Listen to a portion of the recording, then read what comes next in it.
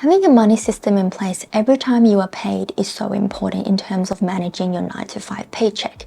Every time you are paid, you don't want to be scrambling through trying to figure out where you should be allocating this money.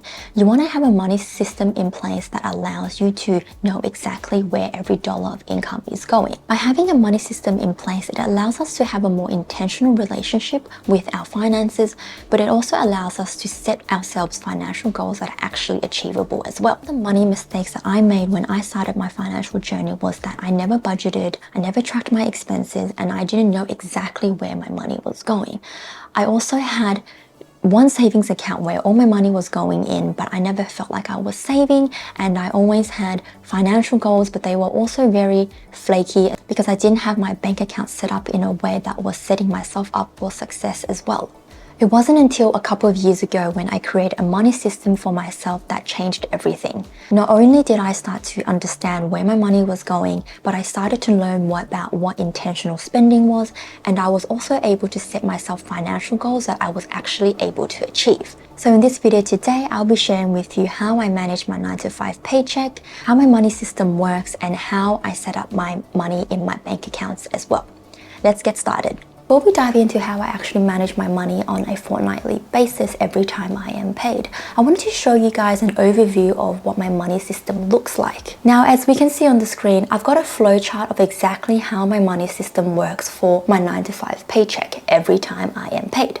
Now, if we head over to the left-hand side, we've got my post-tax income, and before I get paid my post-tax income, my taxes are already taken out by my employer and paid directly to the tax office, and my money that goes towards my retirement fund is also taken out already and paid by my employer on my behalf as well. So then after these two things have been taken out, I've got my post-tax income that's left over, and this is the money that lands into my bank account on a fortnightly basis. Now, as you can see, I've got four main pillars of how this money is allocated once it hits my bank. Now, the first key bucket is the savings and sinking funds. The next one is an investment bucket. The next one is personal expenses, and then the last one is joint expenses. Now, all of my money is allocated into these four buckets because it ensures that my money is allocated accordingly, but it allows my money to actually have a purpose. So every single dollar that I'm earning from my 9 to 5 job, it actually has a purpose in terms of where it's allocated in my budget. One of the key things about managing your 9 to 5 paycheck is making sure that every dollar is intentional, but then also you're making sure that you're paying yourself first. And what that means is that you are allocating money towards your future self. That could be in your savings and sinking funds bucket, or it could be part of investments. Now, paying yourself first obviously sounds a little bit odd because you'd be like, oh, how come I'm not supposed to be, allocating money to my expenses bucket first? And honestly, when you are first starting out your budgeting journey, it does make sense to start allocating towards your expenses first. But once you actually work out how much fixed expenses you need to live on a day-to-day basis, a lot of the times you can actually start working out backwards how much you can start paying yourself first in terms of savings and investments. Now, within my savings and sinking funds, I've got 7 sinking funds at the moment that I have set up, and these are set up in a way where each of them do have their own individual bank accounts. The first one that I've set up for myself is a deposit fund. Now, a deposit fund that I have here is really a savings account dedicated towards saving for my second investment property. The second one that I have is a travel fund, and this fund is specifically used to save for traveling overseas or interstate. The next sinking fund that I have is a fitness fund. Now, this fund is specifically used to fund my fitness lifestyle. This includes buying things like new shoes, new technology for, like example, for cycling, new clothing for running or cycling, and sometimes for the gym, I might want to buy some new stretching bands, things like that. So I've dedicated a fund specifically for my fitness goals. Now, the next one is a health and beauty fund. Now, this is a fund that I specifically set up for saving towards anything health related, such as going to the doctors, seeing the physio, remedial massage, as well as beauty items such as getting new moisturizers, new serums, facial masks, makeup, and things like that. For example, I go to Mecca to buy this moisturizer, specifically this moisturizer, and it is not a a cheap moisturizer, but I buy it because I found that it works best for my skin type. And if I have a fund set up like this, whenever I do need to stock up on my products again, I feel less guilty for buying it because I've dedicated savings towards specifically for these types of things. The next sinking fund is a car fund. Now this is a sinking fund that I specifically created because whenever it came around to pay for car registration or green slip in Australia, I found that I had to take out a big chunk of my pay slip in that fortnight or month to pay for car registration and green slip and insurances. Whereas now, because I have this sinking fund set up, when the time does come, I can just use the money in this fund, and it feels so much better that it's not making such a big dent in my budget in that fortnight or month. The next fund that I have set up is a general fund. Now this is just a general fund that I set up to manage miscellaneous expenses as a way to manage the money that sits in my everyday cash account.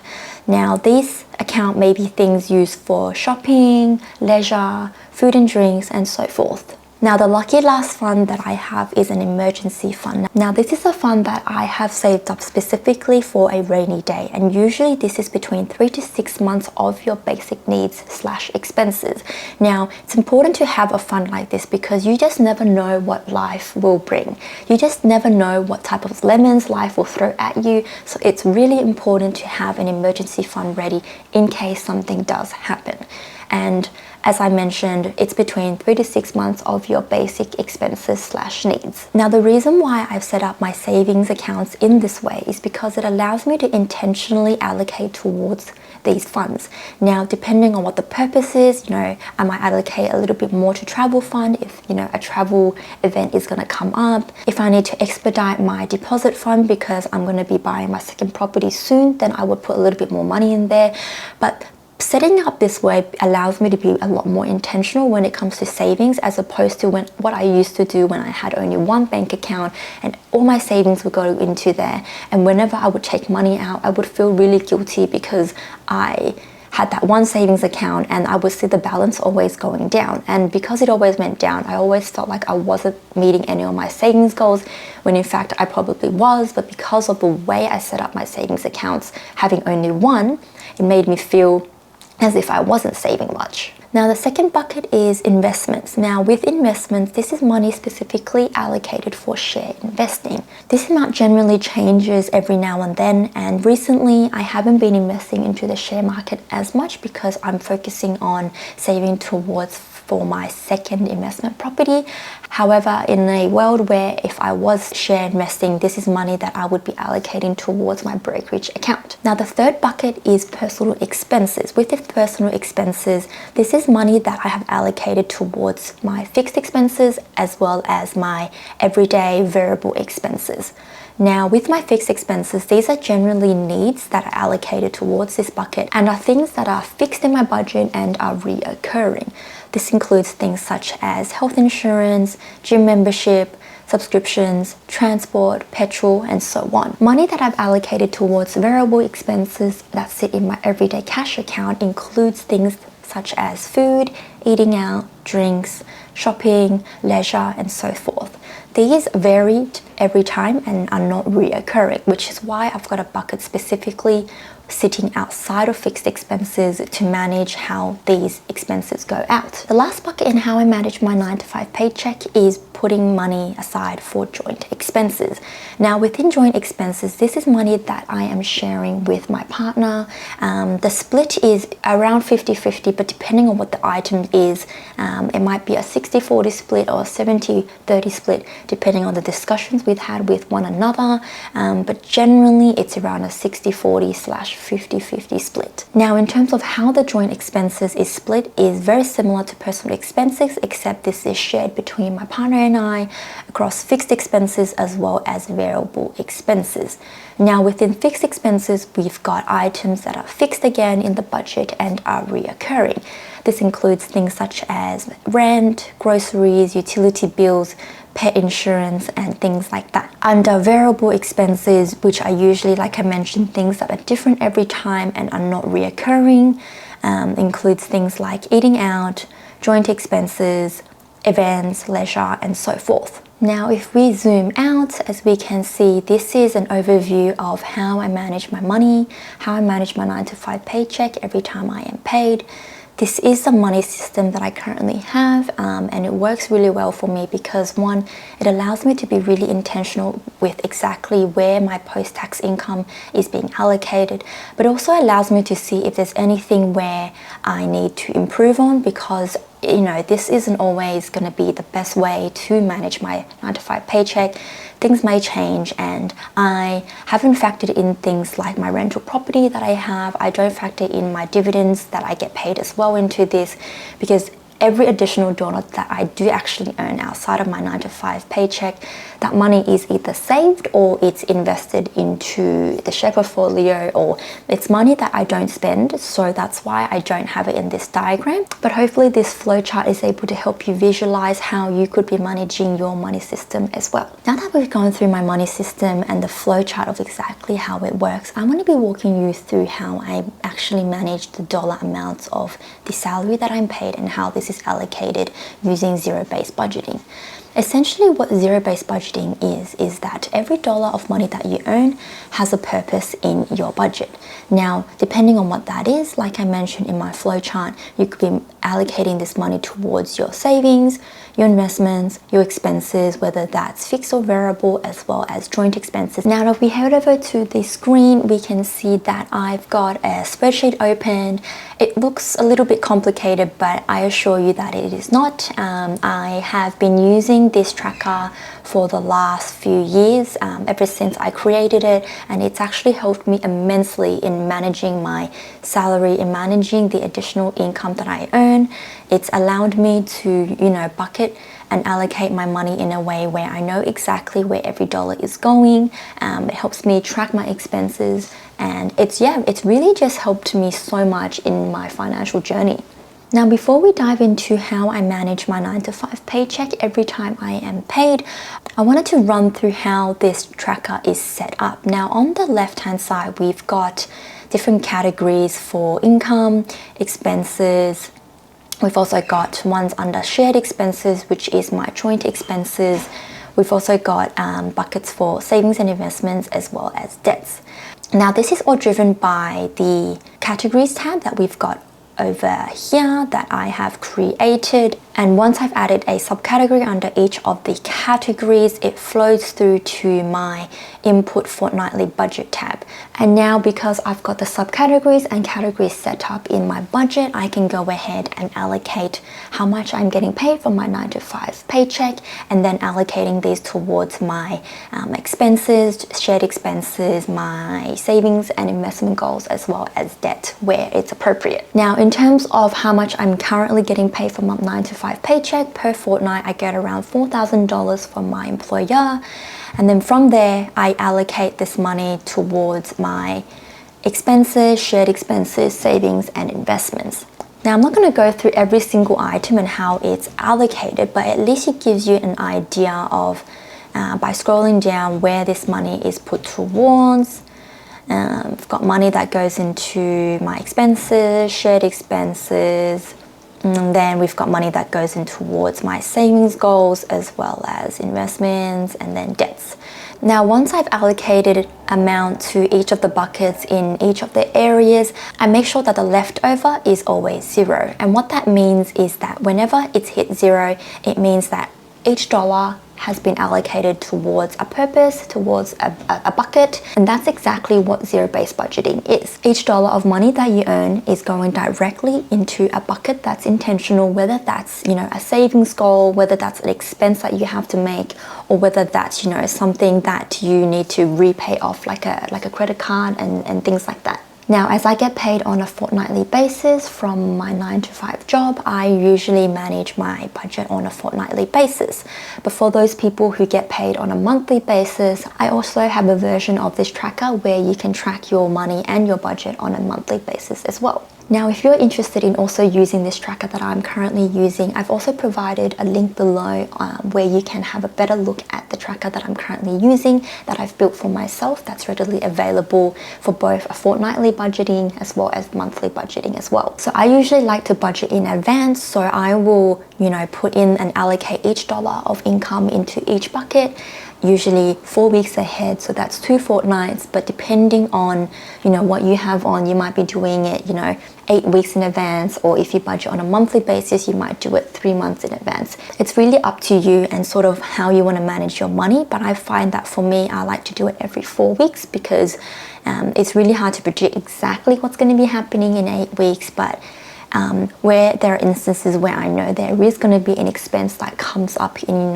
like say 3 months, at least I've got my tracker where I can put that money in, and then when the time does come to allocate my 9 to 5 paycheck, I've got that money already allocated, and that means that I know that I might have to reallocate some funds around. The next thing that I wanted to show you guys is how it's actually managed in my bank accounts and how I've set up auto transfers to make sure that my budgeting method actually works and my money system actually works.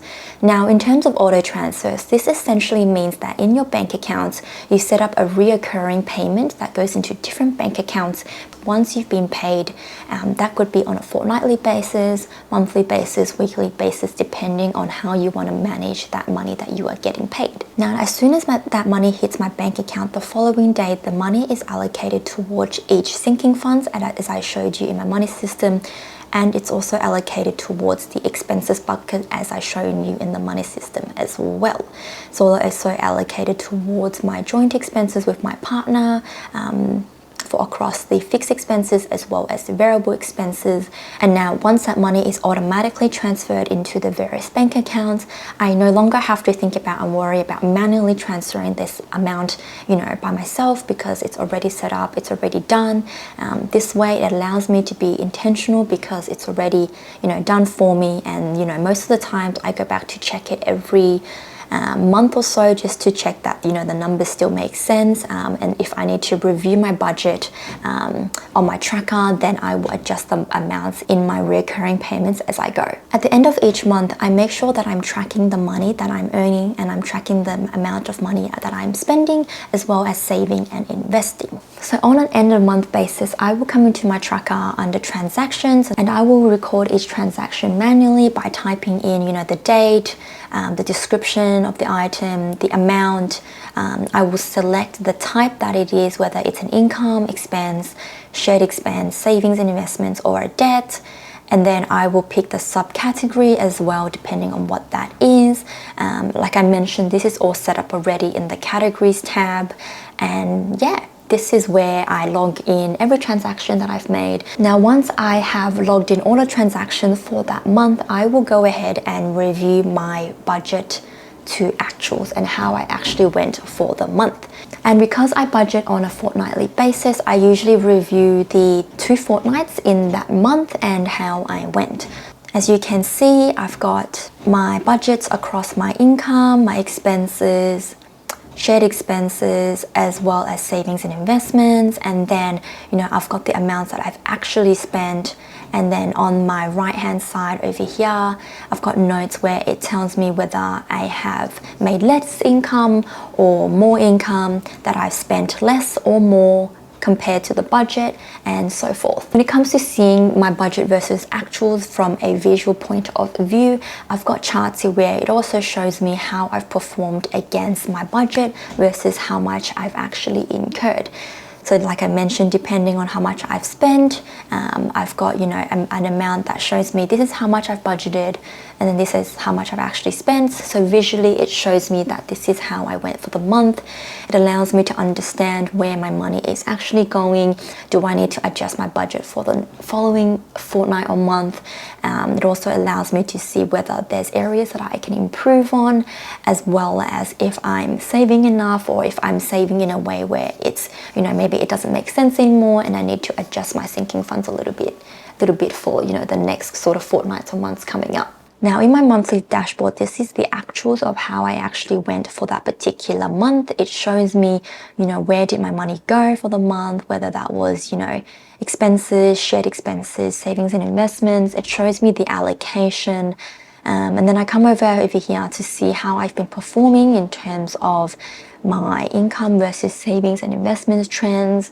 I also get to see a breakdown of the income that I've earned for that particular month and how that's split, expenses, savings and investments, debts, shared expenses, and total expenses. By reviewing this on a monthly basis, it allows me to see exactly how I went for that particular month, and it allows me to be more intentional with my spending or where my money is being put going forward. That's a wrap, guys. I hope you enjoyed this video today and you were able to take away a gem or two. If you have any questions in terms of the flowchart or the tracker that I've used, please leave a comment below and I'll be sure to get back to you. Or if you have any questions in terms of how, each nitty-gritty item works, do also let me know in the comments as well. And don't forget, if you enjoyed this video today, make sure you give it a thumbs up because it goes a long way. Thanks, guys.